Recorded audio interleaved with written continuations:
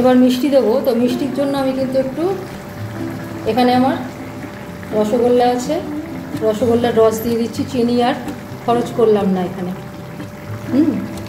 তো এটা তো একটু মিষ্টি মিষ্টি হয়, রুটি লুচি পরোটা এইসবের তরকারি তো, ঠিক আছে।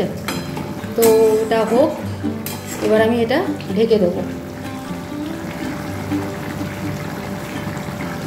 এখন আমি একটু রুটি পরোটা লুচির সাথে খাওয়ার জন্য বাঙালিদের স্পেশাল খাবার বানাচ্ছি কুমড়ো দিয়ে।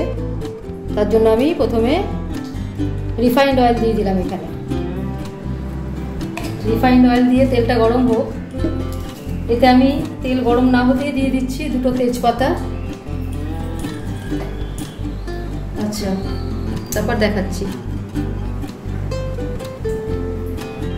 এবার এতে দিয়ে দিচ্ছি ফোড়ন হিসাবে দিয়ে দিচ্ছি 5 ফোড়ন।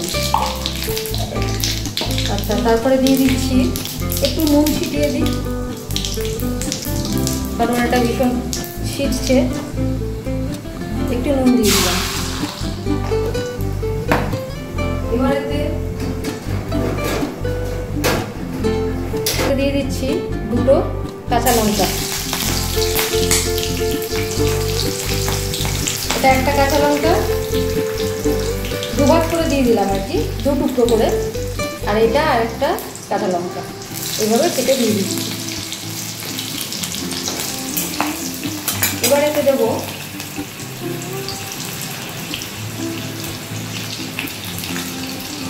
কুমড়ো আর পটল আছে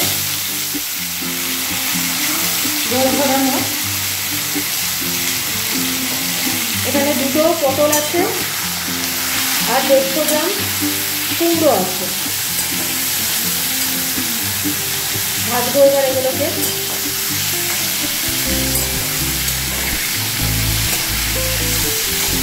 একটু ভাজা হোক, তারপরে দেখাচ্ছি। লাল করে ভাজা হয়েছে। এবার এতে আমি দিয়ে দিচ্ছি 2টো মাঝারি সাইজের আলু। এগুলো একটু সিদ্ধ করা, যার জন্য পরে দিলাম।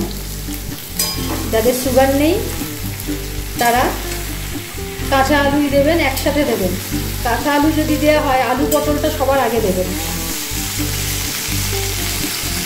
এবার আমি দিয়ে দিচ্ছি এতে অল্প একটু বাদাম, চীনাবাদাম দিয়ে দিচ্ছি,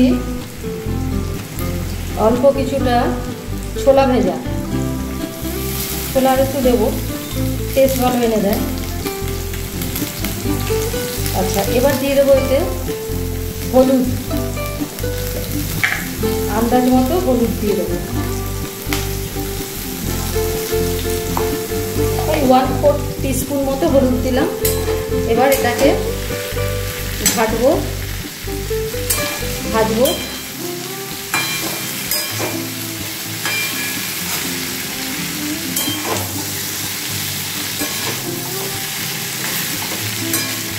আলুগুলো আর একটু লাল করে ভাজা হোক, তারপরে দেখাচ্ছি আর কি দিচ্ছি এতে।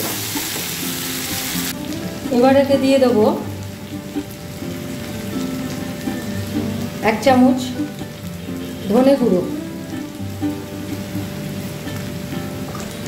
এবার আস্তে আস্তে আমি দেবো আন্দাজ মতো নুন, 1 টিস্পুন নুন দিয়ে দিলাম। ভাজা আমার হয়ে গেছে। জিরেটা ধনে গুঁড়োটা একটু ভেজে নিই। ধনে গুঁড়ো একটু জাস্ট ঘেটে নিলেই ভাজা হয়ে যাবে, কাঁচা গন্ধ চলে যাবে।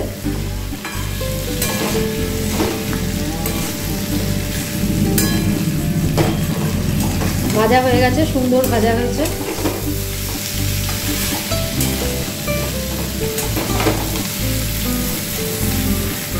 আমার ভাজাটা সবসময় একটু কড়াই হয়, আমি হালকা ভাজি না, কোনো কিছুই হালকা ভাজি না আমি,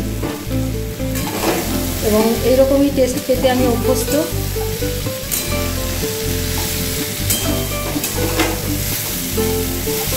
ব্যাস, ধনে ভাজা হয়ে গেছে। এবার এতে আমি জল ঢেলে দিচ্ছি।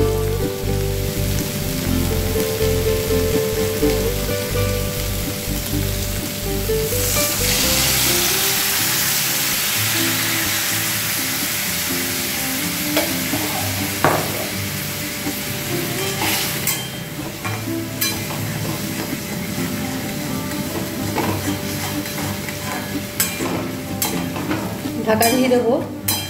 তার আগে আমি একটু এতে মিষ্টি দেবো। এবার মিষ্টিটা দিয়ে তারপরে আমি ঢাকা দেবো। এবার মিষ্টি দেবো। তো মিষ্টির জন্য আমি কিন্তু একটু এখানে আমার রসগোল্লা আছে, রসগোল্লার রস দিয়ে দিচ্ছি, চিনি আর খরচ করলাম না এখানে। তো এটা তো একটু মিষ্টি মিষ্টি হয়, রুটি লুচি পরোটা এইসবের তরকারি তো। বানাচ্ছি আমি কুমড়োর ছক্কা, ঠিক আছে? তো এটা হোক, এবার আমি এটা ঢেকে দেবো। আচ্ছা, এবার এটা আমার হয়ে গেছে। এখানে আমি না অনেকটা এতে লেগেছিল, ওই গরম মশলা জাস্ট গুঁড়ো করলাম, সেই ঝাড় ধোয়া জলটা দিয়ে দিলাম, তাতেই হবে। আর দিয়ে দিচ্ছি এখানে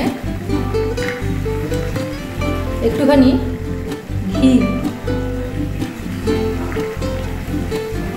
এমনি যা সুন্দর খেতে হয়েছে, ঘি গরম মশলা না দিলেও এটা দারুণ চলবে, ঠিক আছে? ব্যাস, এবার এটা আমি জলটা শুকিয়ে দেবো। সিদ্ধ হয়ে গেছে সব। বানালাম কুমড়োর ছক্কা, ঠিক আছে? এটা ভীষণভাবেই আমি এখানে এসে শিখেছি, এদেশি খাবার সম্ভবত, কারণ আমাদের এগুলো কিন্তু কেউ জানে না সেরকম একটা। হ্যাঁ, কুমড়োর ছক্কা খেতে খুবই ভালো লাগে। মানে এটা তো অষ্টমীতেও খাওয়া যায় লুচির সাথে, ছোলার ডাল, কুমড়োর ছক্কা। আর এখানে একটা কথা বলি, পটল কেন দিয়েছি, আমাদের বাড়িতে শুধু কুমড়ো পছন্দ করে, বলবে একদম শুধু কুমড়ো পছন্দ করে না। তো কী করব, অতএব একটু পটল দেয়া, আলু দেয়া, এইভাবে এটাকে ঠিক করা। ব্যাস, হয়ে গেল আমার কুমড়োর ছক্কা। এবার এটা নামাচ্ছি, একটু টেনে নেবে এটা, ঠিক আছে? ব্যাস, এবার রেডি টু সার্ভ। প্লেটিং করে দেখাচ্ছি। আমার কুমড়োর ছক্কা রেডি টু সার্ভ। কালকে অন্য আবার কিছু রান্না নিয়ে ফিরে আসছি। ততক্ষণের জন্য ভালো থাকবেন, ধন্যবাদ।